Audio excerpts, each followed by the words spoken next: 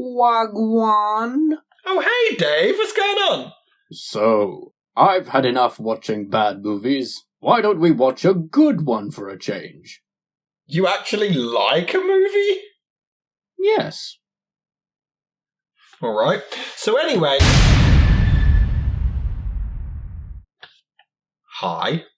Hey, Rob.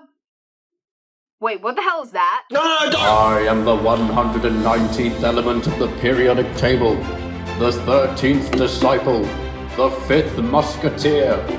I am the creator of all galaxies far and wide. I am slightly lactose intolerant. I am the jumper between realms, the owner of time, space, a George Foreman grill, and a Tesco everyday value subscription. I am... It's Dave. Oh, okay. So, I heard you're watching Spider-Man 3. What? You said it was a good movie! Yeah? Yeah? Ah, shit, I'm outnumbered. Before Spider-Man 2 was even out, plans for the third installment had already begun. In 2005, Sony had brought in Alvin Sargent, who had written the second film, to also write the third and a potential fourth. Ivan Raimi wrote up a treatment which took around 2 months, based on the idea that Peter will realise he isn't this sinless vigilante, and even the criminals he captures have some kind of humanity inside them. The most important thing Peter right now has to learn is that this whole concept of him as the Avenger, or him as the hero, he wears this red and blue outfit. With each criminal he brings to justice, he's trying to pay down this debt of guilt he feels about the death of Uncle Ben. He considers himself a hero and a sinless person versus these villains that he nabs. We felt it would be a great thing for him to learn a little less black and white view of life and that he's not above these people. I mean, he kind of is above murderers. You're so right. Though Raimi was adamant Harry's character wouldn't actually follow in his father's footsteps, and would be somewhere in between, he decided to include Sandman as he found him a visually fascinating character in the comics. He also decided to include a twist with this character that we'll go over later, to add to Peter's journey of forgiveness throughout the film. Though the Lizard and Electro were both going to be in the movie as well, but were later cut. Raimi also wanted to bring Vulture into the movie, played by Ben Kingsley, who was going to be an accomplice of Sandman, but the director was advised against including this, and to instead use Venom. In addition, he was pressured to put in part 2, but he refused as he didn't know much about the character at the time. However, the producers felt that Raimi was just adapting his own personal favourite characters from the comics, and not the ones that fans were actually interested in seeing. Eddie Brock was already in the original script, so Venom's inclusion was squeezed in to appease audiences. Though die-hard fans, including Raimi and actor Topher Grace, were disappointed in his lack of screen time and importance to the plot. It's complicated. The producers also included giving Gwen Stacy more screen time, but the script had already become too complex, to the point they almost considered splitting the movie into 2 parts, long before Hollywood made this into a trend. That is the dumbest idea you've ever had! Filming began on January the 16th, 2006 and ran until July that same year, primarily in Los Angeles, but it wasn't easy. Sam Raimi had to move between several units frequently, and cinematographer Bill Pope had the extremely difficult task of shooting several scenes at night with Spider-Man, Venom and the new Goblin outfit, which were all dressed in black. It's nice and easy. They then had to go back and do reshoots as Raimi felt they needed more action scenes, as test screenings received negative reactions, before finally being released in April 2007. It quickly became the highest grossing movie in the entire trilogy, earning $895 million, but reviews were mostly negative. Though some found it a fitting conclusion to the trilogy, most found it underwhelming with too many characters, a disappointing appearance from Venom, and just paling in comparison to the first 2 movies. However, over the years, as with most terrible films, Hey! Why would you do that? it's gained somewhat of a following, and it does have a lot of fans defending it and claiming it's not as bad as others say, and it is actually quite popular now. But the director Sam Raimi himself called the movie awful, so I'll take the win. Meanwhile, producer Avi Arad admitted fault and blamed himself for pushing the director to include Venom as nothing more than a side character. However, despite a 4th and 5th movie being planned with the Lizard as the main antagonist, John Malkovich as Vulture, and Anne Hathaway as Felicia Hardy, aka Black Cat, Sam Raimi ultimately pulled out of the project as he didn't believe he would meet the deadline in time, and once he left, the entire Spider-Man 4 project had been cancelled altogether. Though he did admit that during the planning stages of the film, he went through 4 versions of the script with several different screenwriters, and he hated all of them. However, years later, after Tobey returned to the role, Sam Raimi did admit that he would consider bringing the series back for a potential Spider-Man 4 if a decent enough story presented itself. It's the choices that make us who we are. And we can always choose to do what's right. Which is not making a 4th one. If can't. I mean, fair play for being self-aware. The movie literally opens with a representation of a screening of Spider-Man 3. Hey, stick around. It's gonna start again in a couple minutes. Yeah, that's okay. The opening credits are actually pretty damn good and very creative. Not as great as the previous film, but still. I also love the rendition of the main theme by Christopher Young, as he also incorporates the themes of both Venom and Sandman. It's expertly done. I really enjoy the music too. Danny Elfman is no easy act to follow, but Young does a pretty admirable job trying to replicate his style of scoring. Okay, that musical cue is perfection. What I've noticed is, isn't this just the first movie again? Peter gets bullied, apparently university students still act like high schoolers. I've observed university students. Trust me, they do not get any more mature once they move out. There's a love triangle with Peter, Harry and MJ. MJ is miserable because her home life and career are shit. Uncle Ben's killer is on the loose. Peter is enraged with guilt and wanting justice. It's the same fucking movie! So they say. It's my girlfriend. She cheats on everyone she's ever with. But one thing I must admit the movie does do right is Mary Jane. What? What? It's true.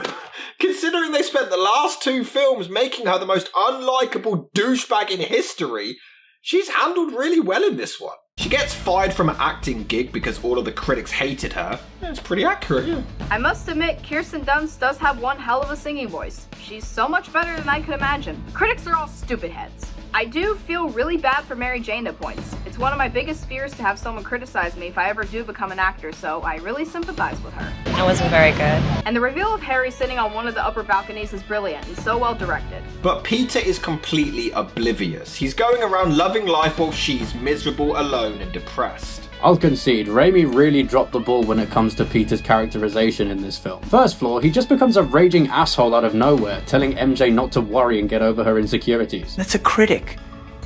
This is something you're gonna have to get used to. Way to support the missus, mate. And second flaw, Spider-Man is now a raging asshole out of fucking nowhere. Now, I realize that technically speaking, that's only one flaw, but I thought it was such a big one, it was worth mentioning twice. He even cheats on MJ with Gwen Stacy right in front of her and everyone. And this is before Venom even starts to take over. Why would he ever do this? Even right at the start of the movie, the first time we see him, you can already tell that he's completely full of himself and that his ego is huge. But why would he cheat with Gwen Stacy?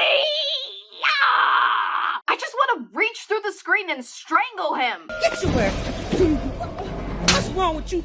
Mama, did you never be? Get out there, you. And for the record, this is never explained. Literally, he just cheats on her, she's upset, he doesn't understand why, and then later on she confronts him about it and says, "You kissed her, how could you do that?" And Toby still doesn't understand, and he never explains why he did this. It makes no sense. What the fuck, Raimi? It's MJ. I'm gonna ask her to marry me. Because her last engagement went so well. Also, look at the time. You couldn't have waited for a better time to tell your aunt about your proposal than 2 a.m? You humans are very peculiar, you know. And then he shows up to propose like nothing happened. He doesn't even act like he's done anything wrong. And she actually shows up to dinner? Why would she show up? Oh, and Gwen just so happens to be at the exact same restaurant as them. What are the fucking odds? The movie does the impossible by making me actually sympathise with MJ. I just want to give her a hug. I want to forgive her for all of the terrible things she did in the past. I think that was the goal. Make the main character as unlikable as possible so we like her more in comparison. The whole movie, you genuinely root for Mary Jane. He doesn't deserve her, the douchebag. She's so alone to the point she visits Harry, confides in him, and they start smooching. And you know what? On this occasion, I'm glad she cheats. She has now cheated 3 films in a row, but this time, I applaud her for it. Yeah, she probably should have just ended the relationship first, but no, considering all the crap he's put her through, it's justified, it's authorised, all fine, fuck you, Peter, go on, MJ. You hop on his Green Goblin and ride it till your knees buckle, girl, you deserve it. Yeah, go on, MJ, kiss him, have your way with him. You go, girl, girl power. Do whatever the hell you want. All jokes aside, I do actually like the scene where Harry and MJ bond. It's incredibly charming. He's just trying to be a good friend to her and cheer her up. It's just like old times. Before his father became a psychopathic murderer who went around killing people and then was butchered by his best friend. You know, normal best friend stuff. Peter finds out stuff about her personal life that he was completely unaware of and realises that he doesn't even really know his own girlfriend. The arseface even takes Gwen to the bar MJ works at to humiliate her and break her heart. I know Venom's taken over by this point, but still! Okay, I find this scene hilarious, but it makes me want to punch him even more. And he doesn't give a shit. What's wrong with you? You. And he even hits her, but then he immediately feels guilty and realises what he's done. So has the suit taken over him or hasn't it? Make up your mind. I mean, in the last film, he happily ditched someone being attacked in an alleyway, but here, his girlfriend is crying her eyes out and he's like, whoop, Judy cool, see ya, bitch. And then he doesn't even check on her afterwards. He acts like a complete arseface even before being taken over by Venom. Why and where did any of this come from? And of course, Mary Jane just so happens to get into the exact same taxi as Venom. She wasn't even supposed to be in the taxi for the climax. It was meant to be Gwen, but Sam Raimi changed it at the last minute, which actually did upset Kirsten Dunst, probably because MJ is in danger every 20 minutes in this universe. Fair play to Bryce Dallas Howard though. She performed her own stunts and didn't realise she was actually pregnant at the time. Bet the baby was happy about that. We'll get you through this. But man, when it's the 17,901st time we've seen Mary Jane as a damsel in distress, I'm getting pretty bored of it. But at least this time she actually has to do something to save her own ass for once. It also seems that considering what, a year or so has taken place since the last movie, Harry and Peter still haven't had a single conversation between films because he still hasn't told him that he didn't kill his father. I need to talk to you. Explain things. Well, better late than... No, I think I'd rather have never. I didn't kill your father! I just didn't say sooner because I was busy washing my hair. I'm sorry, but it is impossible to feel sorry for Peter in this exchange. But I do actually like Harry's turn. It's taken 3 entire movies, and unlike a certain other trilogy, it hasn't happened right the hell out of nowhere. And he didn't butcher a nursery of infants in the process, even if Peter's spider sense vanished again. Maybe he's stressed again, the poor thing. It happens again here as well. Poor guy must be really stressed. Alright, in the comic books, the spider sense doesn't actually work on Venom, but that's not explained in the movie, so I can moan about it. Ha! The updated Goblin costume does look pretty sweet, though. But why wouldn't Harry just go around telling everyone that Peter Parker is Spider-Man anyway, just to spite him? Why would he be that petty? He makes Mary Jane break up with him! Yeah, Harry forces her to dump him. I have no idea why she doesn't just say, hey Peter, Harry's watching, this is fake, but I'm gonna pretend to break up with you. She even says there's another guy! That wasn't in the plan, you bitch! This evil, dastardly plan of the villain of the movie is to end Peter's relationship. If he's that petty, why not just tell everyone who he is? Toby's acting is pretty awesome here though, but who is he to get upset? You smooched Gwen in front of everyone, you bellend! Both Kirsten Dunst and Tobey Maguire give incredible performances in this scene, but yeah, it could have been resolved in 20 seconds if she just told him the truth. Did she forget that he is Spider-Man and Harry's practically a regular guy? But get this, they get into a fight and Harry gets short-term memory loss so he doesn't remember how his father died or that Peter is Spider-Man. This is some of the laziest and most contrived writing I have ever heard. Because just like that, his memory randomly and inexplicably comes right back as well. No explanation, he just imagines his dad and now he remembers again. Yeah, the whole amnesia subplot is entirely pointless. It makes no sense, and I personally think Harry should have just pretended to lose his memory to fake being friends with Peter again so he would let his guard down. That would have been a lot better. The black Spidey suit looks amazing. Maybe my girlfriend's right, everything does look better in black. Wait, hang on. It wasn't like that. Oh well, there's Venom! Ooh! It's the aliens from A Quiet Place! Everyone, quick! Stop making noise! Shh! Sorry. Bad gas. I got that. This is my issue with the movie. There is so much crammed in at once. In the first 11 minutes, we get Peter and Mary Jane's relationship, Harry's hate boner for Spider-Man, Venom has landed on Earth, and we begin introducing Sandman. That's all in the first 11 minutes. Literally, we go from Harry dying to, yeah, nobody cares. Look, Sandman! And it all happens because a high-tech facility is guarded by a wire fence. This is easily my favorite scene of the entire movie. The top-notch effects, the score by Christopher Young, and the powerful emotion it holds just makes for a phenomenal scene. I agree, the scene is phenomenal. It's no wonder so many listed as one of the highlights of the trilogy. To be honest, most everything involving Sandman is honestly not too bad. There's some contrivances regarding how he connects to Peter, which we'll get to later, but everything else is pretty damn cool. His motivation is solid and gives him a lot of sympathy. Thomas Hayden Church turns in a great performance, and the action scenes with him are really creative. My favorite one is the subway fight. The way the camera bobs and weaves between Sandman and Spidey, as well as the bit where his face is pressed against a moving train, is really damned exciting. Really, all the action in this film is absolutely phenomenal. The dynamic camera work and mostly well-aged effects really show how the movies have improved their fight sequences over the course of the trilogy. It's time to pay, Marco! I just love how sinister Peter's voice sounds. He's consumed with pure rage, so it makes sense. It's an interesting idea, I guess. Sandman is an escaped convict who just wants to see his daughter. Bit stupid as this would be the very first place they would look though, just endangered his own family more, the idiot. Thank you. Oh, and his daughter is a terrible actor. I miss you too, Daddy. Can you tell? Then again, he's just as bad. I don't want to hurt you. Leave now. I am intimidating. Must be hereditary. You take that back.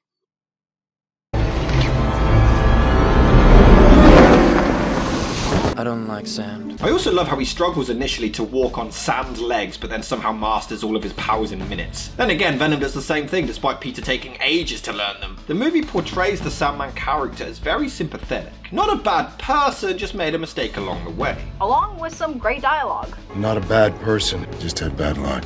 And then, in further terrible writing, it turns out that the guy in the first film didn't actually kill Uncle Ben, this one did! And for some reason, they never told the family once he was convicted, and only now tell them when he's already escaped! Because this is the only way to get us to care about a villain, completely rewriting our own history. I admit, the whole retcon around Uncle Ben's death is really dumb. Firstly, Sandman already had a dying daughter. That's enough motivation. You didn't need to write this retconning bollocks to tie his story into Peter's. Second, it completely takes away the impact of that great scene in the first film where Peter chases down the robber. That scene was important because it made Peter realize that he'd been consumed by vengeance, and that going down that path went against everything Uncle Ben had taught him. So he chooses to be a hero and take responsibility. But now that scene loses all its weight because we know Peter went after the wrong man. We later discover that he actually is somewhat innocent. He was trying to get money for his dying daughter, and the shooting was all an accident. Peter does find it in himself to forgive him and let go of the anger, and I would normally allow this and call it an interesting way to take the character, considering in the comics he's just an evil prick, if it wasn't for the fact that the guy spends all of the movie attacking and killing people.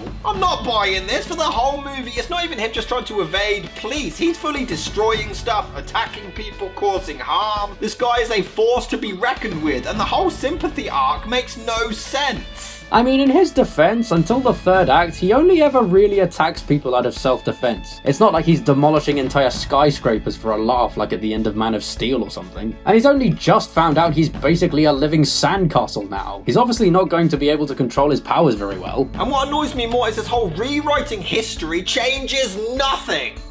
They literally rewrote history for no reason. What does this change? Peter still has himself to blame because if he stops the robber, he wouldn't have rushed over and accidentally caused Ben to be shot. Peter still chased down a criminal and caused his death, but that is breezed over in this film. He mentions it once and it's not even a major plot point. I watched my uncle die and we chased down the wrong man. Now you're telling me you had suspicions for 2 years? Witnesses? So we're 3 films in and he hasn't really learned anything. What is it? He'd learned to forgive the guy, so he learns to let go of the justice and vengeance. That was what he learned already in the previous films.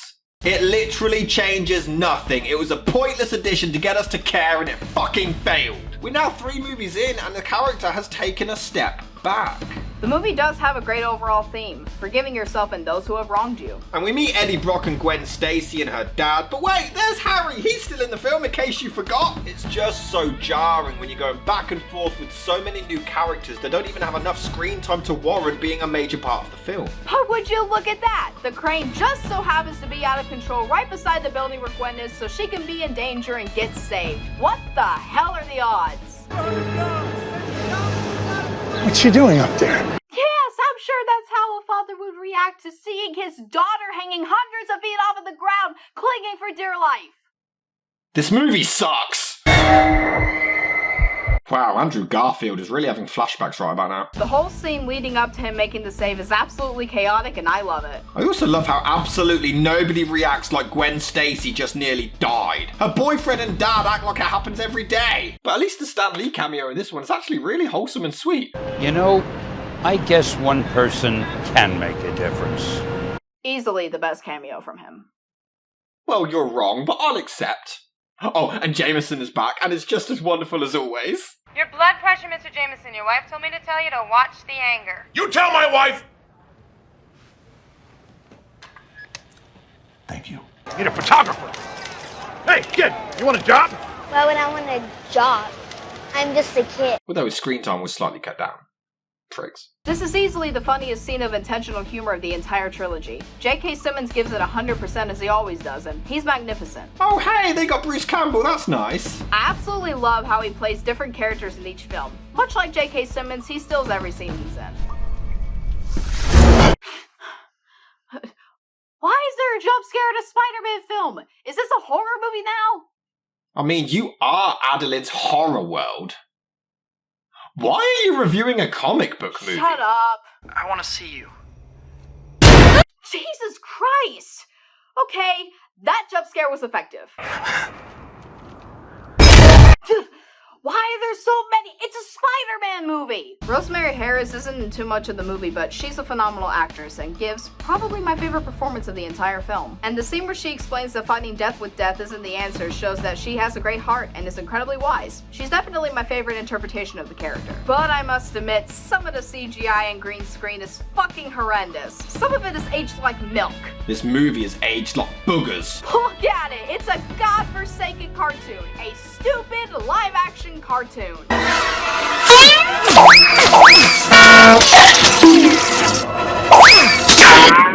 Although this CGI is absolutely amazing. Probably because the entire budget went into this, it looks insane. And the effects do get better in the third act, so maybe they were just saving them. At points, I can appreciate how a lot of it involves practical effects. They use real cars instead of CGI explosions, and it's really effective. This was also a practical effect, and it looks insane. Evil Emo Peter, in a way, at first, is actually alright. I kinda like his attitude. Show this to your editor. Tell him to check his source next time. You'll get your rent when you fix this damn door! Until we get... Oh my god. What even is this? I need to know the thought process of this. Someone was in a pitch meeting for this and they said, right, we need Spider-Man to turn evil. What can he do? Oh, I know.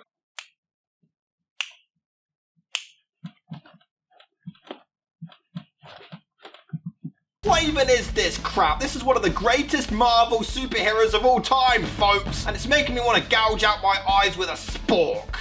Nah, I don't care. This is amazing. It's comedy gold and it's incredible. What? I agree, this is hysterical. Is it even supposed to be funny? I have no idea, but it is. Oh, who cares? This is memeing gold right here. No, it's not! It's stupid!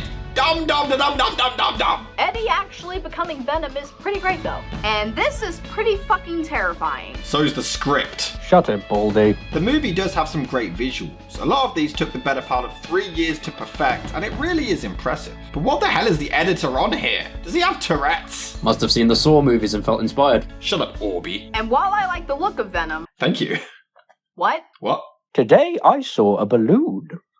His voice always sounded off to me, probably because Venom had 2 different voices in the comics and cartoons due to the different personalities. He just looks way too scrawny to me. In the comics, Venom was this beefed up monster, which was what we finally got in the Venom solo movies. But this guy just looks like a velociraptor dressed in a gimp suit. I don't know much about the Venom character, but yeah, he really is completely shoehorned into this film towards the end for the sake of fan service. The shot of the symbiote refusing to detach from Peter is actually very haunting. The suit is pretty much stuck to him at this point, and the only way he can remove it is to forgive himself for everything bad he did. Like Spider-Man 3. Shut up. The casting is pretty good, and it's a solid performance for what he's been given. Ooh, my spider sense is tingling. If you know what I'm talking about. Very classy, Eddie. I don't get it. What does he mean?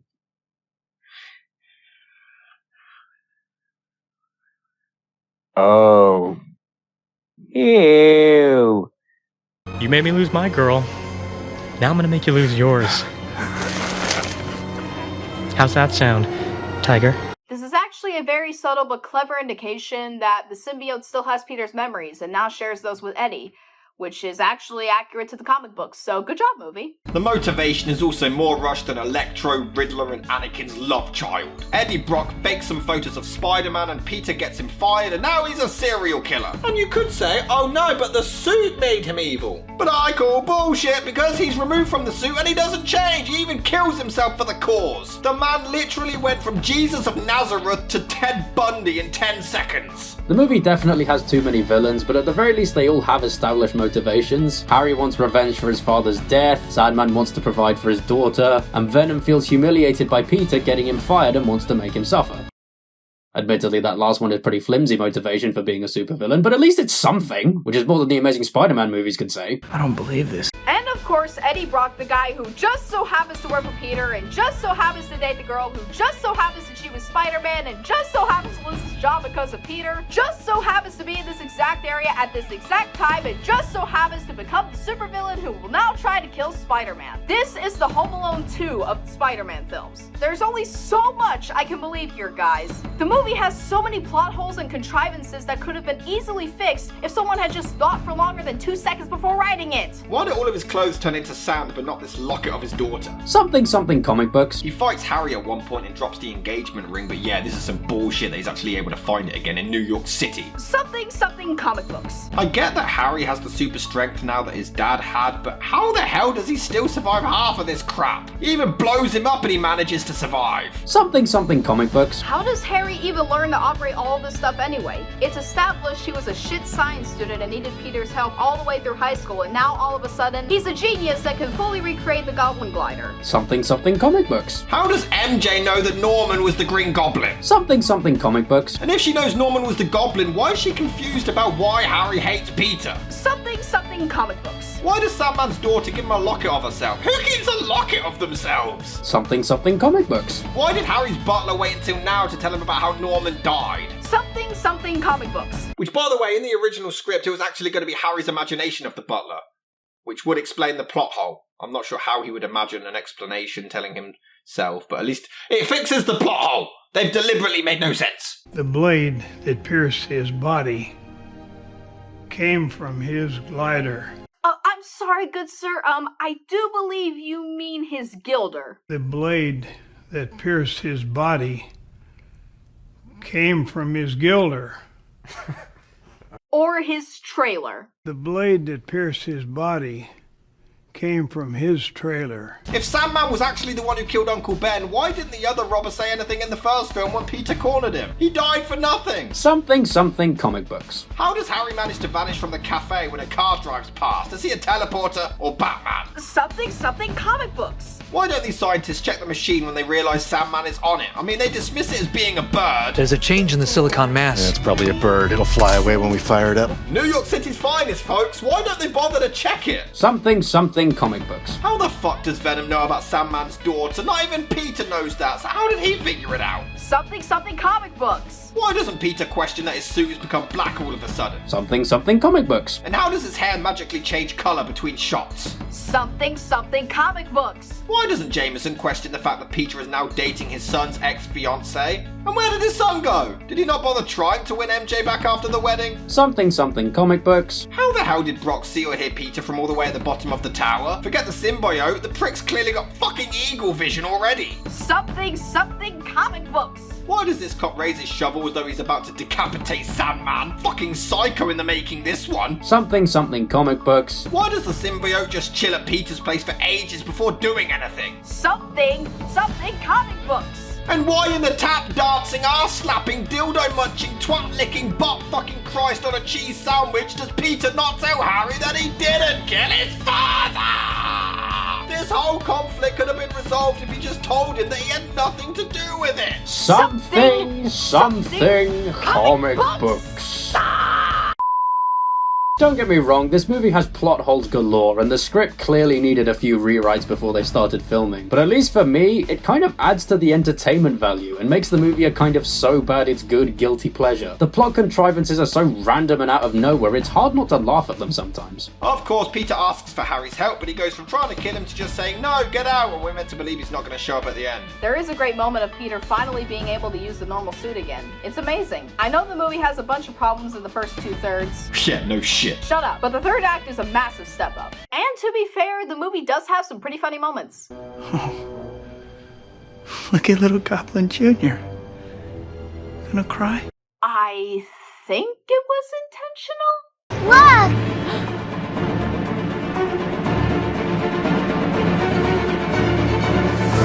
What? Does that kid have supervision? How the fuck did she see him? The Spider-Man's epic entrance makes me emotional every time I watch it. It's not just Spider-Man going to save MJ, but it's Peter rushing off to make amends for what he's done. Just makes me so happy, man. I don't know how we can take any more. This could be a tragic day for the people of New York. It could be the end of Spider-Man. That is actually a haunting line.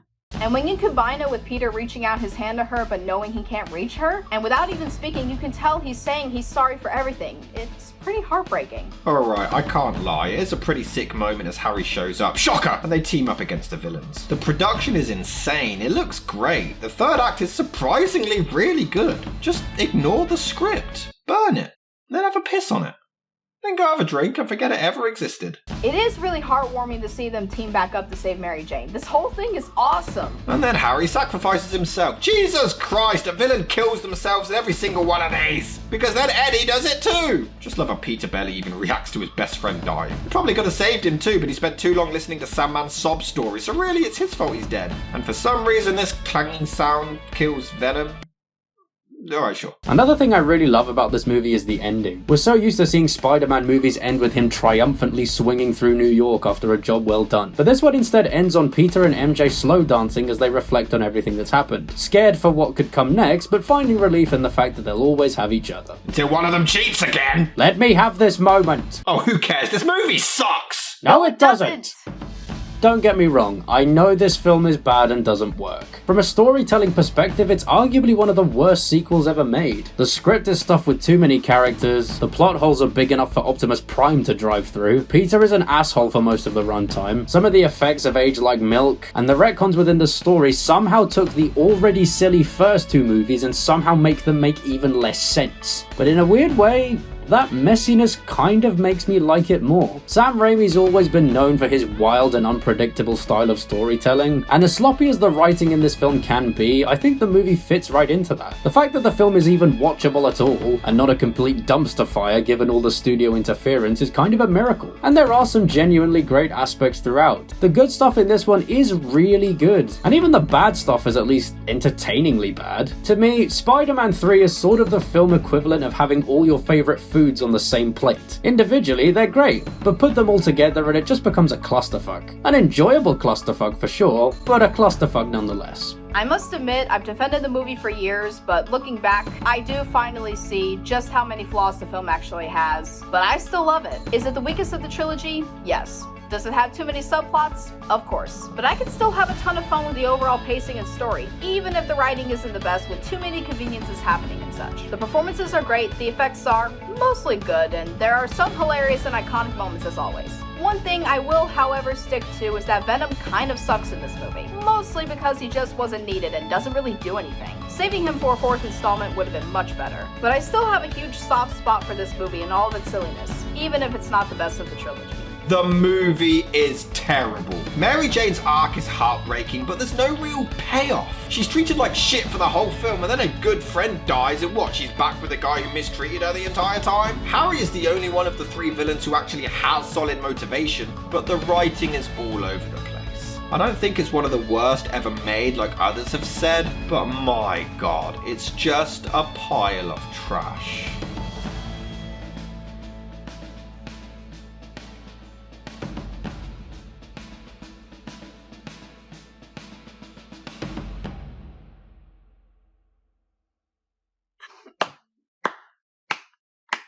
I love this so much.